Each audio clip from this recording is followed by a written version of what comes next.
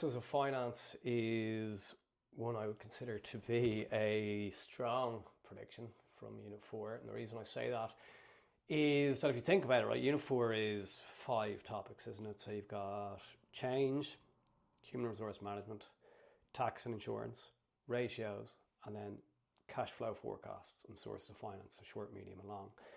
And given that it's only 5 topics, it covers quite a lot in terms of long questions. Like it gets you 1 to 2 long questions.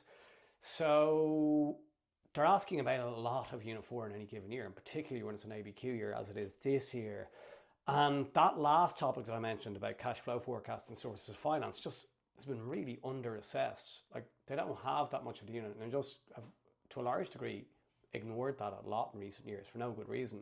I was saying this last year, and I was thinking, oh well, cash flow forecast looks more likely, and it came up last year, and I think source of finance will be the one this year, and it does have ABQ potential. It's cropped up twice previously in pretty close succession. When it does come up in the ABQ, I just want to say this, that the question is generally something along the lines of discuss the different sources of finance available to blah, whatever the company in the question is. Refer to short, medium, and long-term source of finance in your answer. So you do need one of each now. So what you would do in that case, and I did, the last weekly class I did was covered this off. So it's a good video to go and watch if you need more information on this. So I think it was Grinds Week 24, 25, I'm not sure. But you'll know pretty quickly. So if you go back to the back catalogue weekly grinds, you'll find it in there, right? What I want to say is that you have to refer to short, medium, or long-term source of finance in your answer. So what you do there in the ABQ is you have a heading, short-term, and you state a short-term source of finance, explain it in 2 sentences of keyword information, and then your link is pulling out an appropriate short-term need that matches with the source of finance you've mentioned, right? That's the idea. So the link is kind of showing a need from the text that could be paid for using the source of finance that you're giving in your answer. So like, let's say you went in with short-term source of finance and you said bank overdraft. So you explain what that is, allows current account holder to withdraw more money from their account than they have in it. And then you have a link, and the link has to show something from the text that could be paid for using a bank overdraft. So like you can't say delivery vehicles or some sort of business expansion because they're medium and long. That's what I'm trying to get at. And that's always the idea with this stuff, right? It's the whole matching principle. It's that type of idea comes through in the long questions as well, which I'll have a look at in a sec. But if you just have a look at page 185 there, you'll see, yeah, it's been under-assessed. I do think it's a huge long question coming from this topic soon. Sources of finance, interestingly, popped up as a Unit 5, an expansion part of the 2023 ABQ. So like, let me just explain that. We are dealing here with source of finance in one of those things that I often refer to in the weekly classes as being high leverage. So when I say something's high leverage, I mean you can use it a lot. So there's certain things in the course that they come up in different places and you can use them a lot. This is one of those because you're using it here for Unit 4, but as part of Unit 5 you actually need to know about sources of finance, because if you think about the last bit of Unit 5 was about business expansion, and you need to know about the different sources of finance that can be used to pay for business expansion. So it comes up there as well. You're in 2 places in the course. So like in 2023, Unit 5 was on the ABQ and sources of finance came up as the Unit 5 part of the ABQ. So I can't remember if it was B or C or whatever, but that's what I mean. So it can be asked as a Unit 5 question. So worth knowing very, very well. Anyway, look, it hasn't come up as a Unit 4 question since 2019. And look, really interesting, before that it came up 6 out of 8 years. So this is an important thing, like, that is just so due to be asked. It could be a short question, more likely to be part of question 6 or question 7, which are generally the ones that cover off Unit 4, and has ABQ potential. So what you need to know, you need to be able to state and explain the different sources of finance, so short, medium, and long. And you crucially have to be able to apply these to a relevant short, medium, or long-term business need. So whether it's a long question or an ABQ, you'll be required to do that. We will try and move very quickly through these keywords because there's a lot of them, going through all the different sources and the advantages and disadvantages. Now, let's say that you're explaining a source of finance. The reason why the advantages and disadvantages are in here is like, you can actually use them as a second point of explanation for any source of finance. So let's say you're talking about a bank overdraft and you want to explain it using 2 sentences of keyword info. You can say bank overdraft allows the current account holder to withdraw more money in their account than they have in it. It is a flexible source of finance as you only spend exactly what you need and no security is required. You're dropping in the advantages there as a second point of explanation. You're showing your knowledge of the course, theory, keywords, you'll pick up marks for it, right? So let's move through these pretty quickly. So starting with the definition of a short-term source of finance. So this is finance that's available for up to 1 year and should be used for short-term needs. So your working capital needs, your day-to-day expenses, running the business. We're talking about paying for stock, materials, rent, insurance, paying for utilities, office expenses, that type of thing. So there's some examples.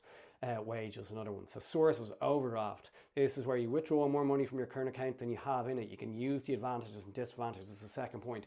Now, as we move through all the sources of finance and we look at the advantages and disadvantages, you'll see the kind of way we look at the advantages and disadvantages. We're always looking at them from two lenses. We're always looking at, is there interest involved and is there collateral involved?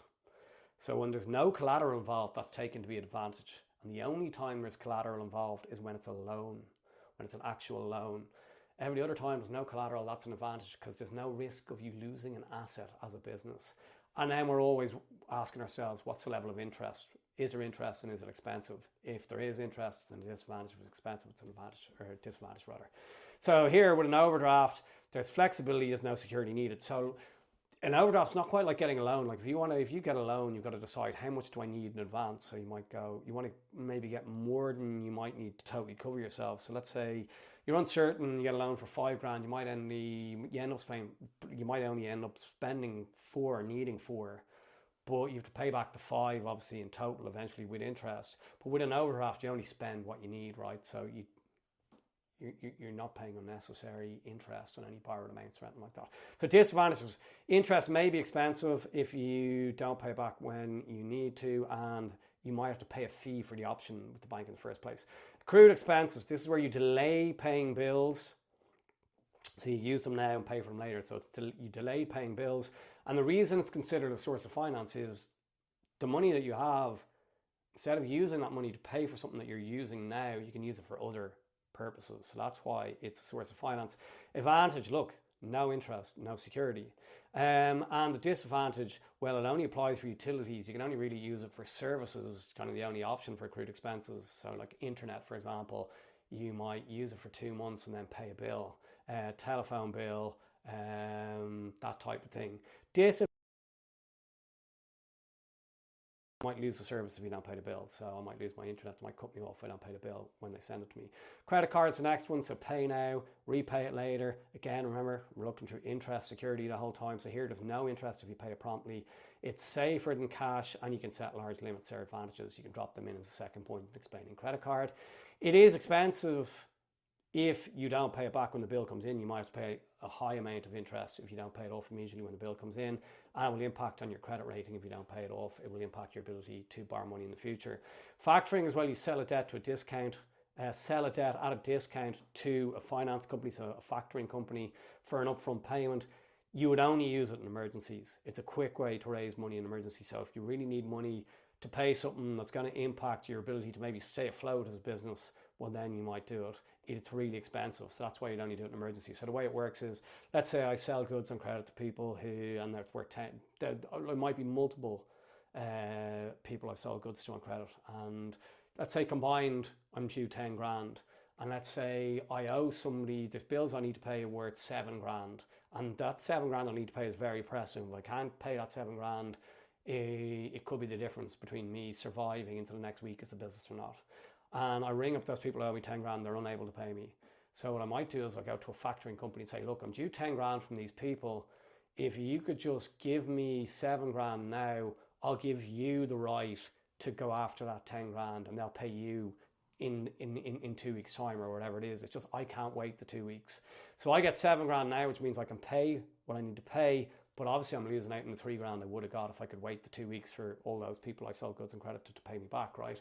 So you're losing out on money, like a good chunk of cash, but it's an emergency. I need 7 grand. The factoring company will give it to me. I can give it to people I owe money to. It means my bills are clear, my debts are clear, and I can survive into another week. But yeah, I am losing out on 3 grand. But it was an emergency life or death situation as a business. Trade creditor, you buy goods now and pay for them later. Your ability to buy goods on credit depends on your credit worthiness. Particularly for a new business, you might need to have things like bank reference, trade reference. Advantage, it's totally free. You can get discounts for early payment and it gives you time to sell the stock. That's the whole idea with trade credit. Like if I'm like let's say a coffee shop or a cafe and I make coffees and sell them, my raw materials there are probably things like different types of milks, coffee beans, mugs. So I have suppliers who are giving me that stuff. And I have to pay them when they give it to me.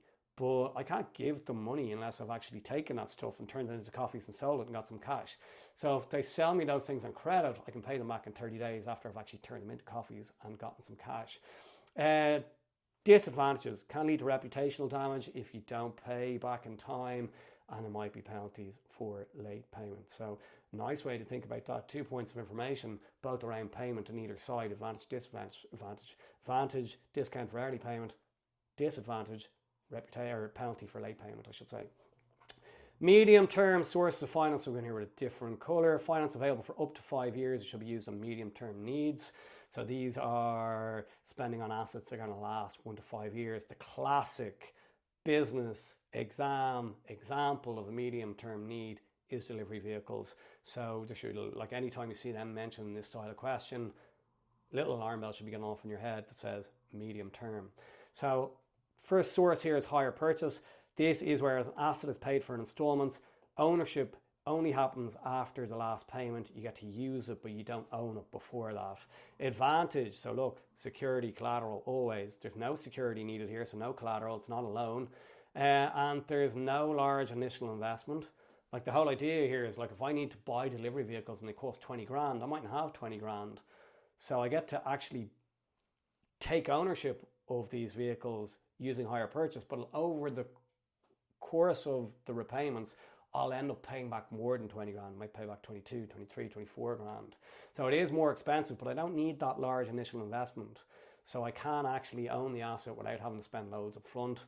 It can be terminatable if I want the agreement. It's more expensive than buying it. It's a disadvantage just mentioned, and you don't take ownership until after that last installment has been repaid. Term loan is just a medium term loan there. So it's a loan for 1 to 5 years. You pay it in regular installments with interest. You can use it to get the cash price when purchasing an asset. So come back to my previous example of those delivery vehicles costing 20 grand. Let's say I can get a loan for 20 grand. I can take that loan and I can go and get the cash price rather than doing a hire purchase thing, which I said might cost 23 grand. So let's say the loan plus interest will actually cost me 22 grand. I'm better off going with the loan option because the loan plus interest are still cheaper than hire purchase. So really they're the two options that you're comparing there. So you can use the loan to get the cash price, and then it's really just a comparison of like, okay, what's the interest like versus hire purchase. So yeah, interest could be lower than hire purchase. You will need collateral because it's a loan, so the bank will want you to nominate an asset that they can repossess and sell to get their money back in the case that you don't pay them the money that they're owed. It will impact your credit rating if you don't repay, if you miss repayments and there's interest charged. Leasing, you pay an agreed sum each month for rental of the asset. There's no lump sum, so it's good for cash flow, similar in the way that hire purchase was. You don't have to give security because it's not a loan and you get immediate use of the asset. You'll never own it. That's a disadvantage. And it may end up being more expensive than buying it if you rent something for a really, really long time. Then we're into long-term sources of finance. So these are really used to finance business expansion, the long-term running. So source of finance that are going to be repaid over 5+ years. So things like business growth and expansion. So if you see something in the ABQ about new warehouses, new premises being bought, that's a long-term need. So the options here, we have reserves and retained earnings, which are, those two terms are the same thing used interchangeably. They're basically profits that are left after dividends have been paid to shareholders, and these can be reinvested in the business. So you get your net profit, make a payment of a dividend to shareholders, and whatever's left is your retained earnings, your reserve that can be used to be put back into the business and finance expansion. So the disadvantage there with that is that those reserves might be quite limited if you're a startup, because startups mightn't be very profitable for a few years. So you, like, as a source of expansion there mightn't be a great source of finance for expansion come to that Unit 5 piece for a startup, because they mightn't have a massive amount of profits. to reinvest in the business. Advantages, look, no interest again here. We're not repaying the bank. There's no collateral. It's not a loan. And you don't lose any control the way you do if you sell shares. Government grants, the next one. So you could get them through Enterprise Ireland. So their focus, remember, is on helping Indigenous businesses expand their export markets, or LEOs, who are about helping startups. You have to meet certain conditions, so the grant has to be used for a specified purpose. It is an amazing source of financing advantages. You don't have to repay it and there's no interest. And the only disadvantage is, well, you might have to repay it if you use it for an unspecified purpose. So if you only got it on certain conditions and you broke those conditions, well, then you might have to pay it back. Debenture is just a long-term loan. So the way it works, and this is how you'd explain it, you pay the interest first. So there's regular interest repayments each year, and then you pay the principal at the end. You can get really large amounts and the interest is tax deductible. There are the advantages. There is collateral needed because it's a loan, and the interest can be expensive. So collateral, interest, always thinking about those things. And then share capital, this is where you sell part of your business by issuing shares. The investors who buy shares, they become shareholders. There's no interest, that's an advantage. There's no regular repayments the way there is with a loan, but you do lose some control there. Just on the interest and regular repayments, it just means there's kind of maybe a bit less bankruptcy risk, right? Because if you have a couple of bad months, shareholders might be a bit more understanding than the bank. If they give you a loan, they're going to demand that you repay the interest no matter what. So they do demand regular repayments. So you don't have that maybe with share capital as much, but you do lose control. You're giving away voting rights, and the shareholders will expect a dividend at some point. Okay. So I know there's a lot of keywords there, but if you can populate those keyword grids, amazing. You're all over what is an important topic for this year. Let's get down and look at the exam question here. So question is, it's an old one. It is from 2010, but go and practice it. Do it now if you can. Pause the video, come back, and we'll walk through the marking scheme.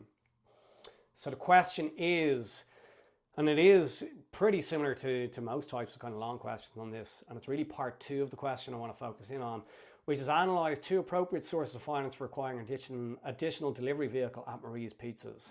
So you're given a medium-term need, so you've got to come up with medium-term sources of finance. Sometimes the question can be where you have to outline 2 appropriate sources of finance for a business to meet their working capital needs. So just it's sort of assessing your knowledge of that term as well. Working capital means day to day, so it's short term that we're focused on if it was that question, right? We're given a blurb here anyway.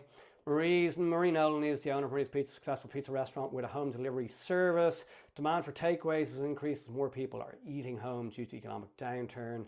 Marie has planned to expand her business through franchising. Her accountant recommends that a business plan should be prepared.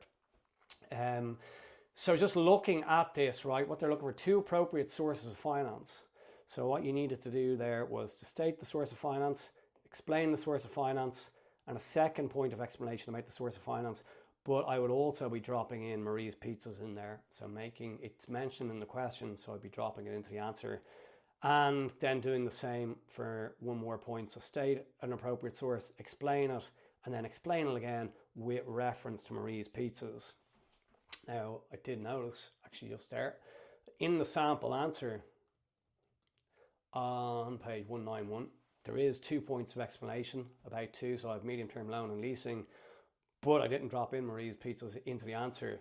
And the reason actually was taken directly from the market scheme back in 2010 when there wasn't maybe the same demands on having the link to the question. So that's why the mistake was made, but I'll show you how to rectify it as we go through it anyway, right? I'll explain. So let's say you've got medium-term loan.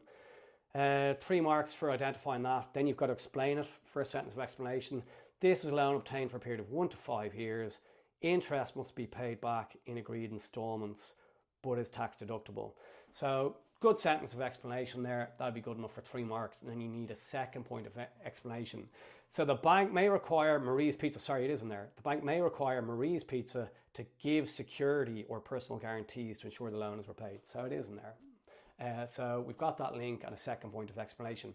So we're just dropping in the company name, spelt wrongly, Marie's Pizzas, but also dropping in our keywords that security is needed. So 2 points of keyword info. So keywords or key information. It's 1 to 5 years. Interest has to be paid back in installments. The bank requires Marie's Pizzas to give collateral. So there's our two key things in two sentences. Other alternative that we could use is leasing. So this involves renting an asset rather than purchasing it. So 2 marks for saying leasing. In this case, it was 3 marks for the explanation there. Second point of information, the business will never get to own the asset. It will only ever get to the use of the asset. So here when it says the business, we could say Marie's Pizzas will never get to own the asset. It will only get use of it. Payments can be offset against tax. No security is required. So if Marie's Pizzas, would be better to say there, can no longer make the payments, use of the asset is withdrawn. So no security is required. So if the business can no longer make the payments, use of the asset is withdrawn. While it costs more than cash purchases can help the business with cash flow. But I think with leasing, look, the key things to say there involves renting the asset rather than purchasing it. And the business, so Marie's Pizzas, will never get to own the asset. It will only ever get the use of the asset. It is good to say no security is required there as an additional thing, like I say, dropping in the advantage or disadvantage. You could also say hire purchase, so paid off in agreed installments. Marie's Pizzas will only take ownership after the last installment is paid. It will be more expensive for Marie's Pizzas than if they're able to pay the cash price over time. It's a disadvantage. But they are the only 3 potential medium-term options. But it is, like I say, high leverage material. You could see it in the context of a question about business expansion where you're into long-term source of finance in Unit 5. And you can see a question about source of finance for working capital needs where you're into short-term source of finance. Or it could be in the ABQ where you need 1 short, 1 medium or 1 long.